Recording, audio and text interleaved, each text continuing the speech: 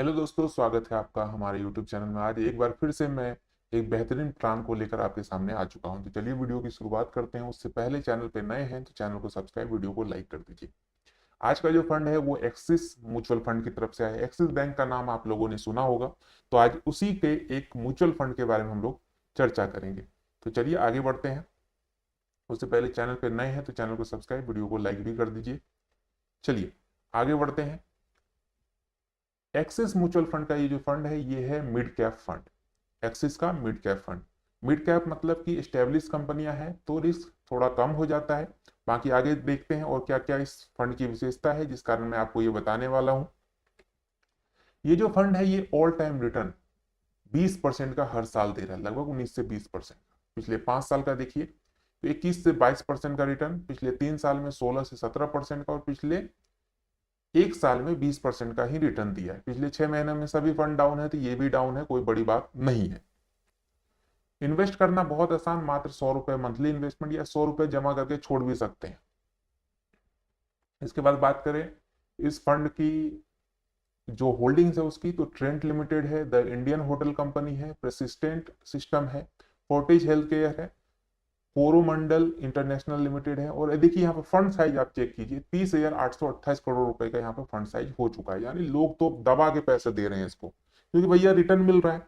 Return जहां मिलेगा वहां लोग पैसे जमा करेंगे।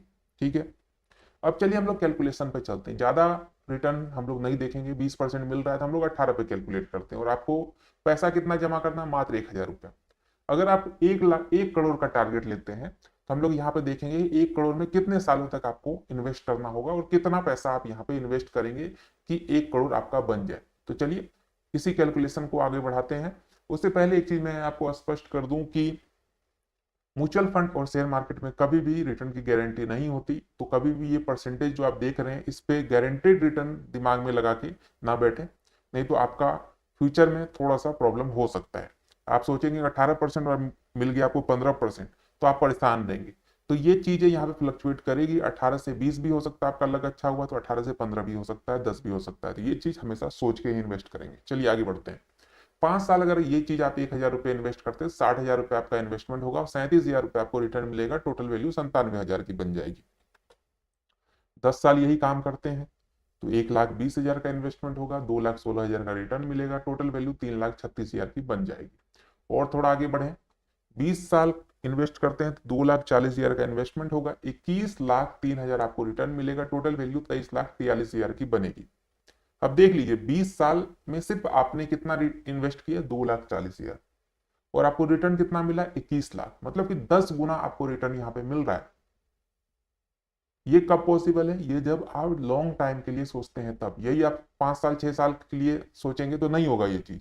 आपको लंबा सोचना पड़ेगा और आपको धैर्य बना के रखना पड़ेगा। तो चलिए आगे बढ़ते हैं। 25 साल में देखें तो 3 लाख रुपए इन्वेस्टमेंट, 55 लाख रुपए आपको रिटर्न, टोटल वैल्यू 58 लाख की।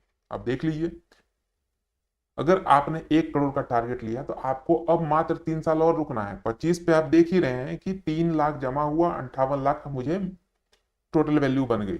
लेकिन 3 साल और रुक जाते हैं तो 3 साल में मात्र 36,000 रुपये आपको एक्स्ट्रा जमा करना है। और उस 36,000 के बदले आपका जो यहाँ पे 58 मिल रहा था वो अब आपको 1 करोड़ रुपए मिल सकता है।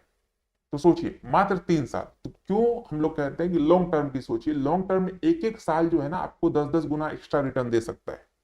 तो ये होता है कंपाउंड का पावर। जैसे जैसे आप लॉन्ग टर्म की सोचेंगे तो आपका जो रिटर्न वैल्यू है वो बढ़ता जाएगा।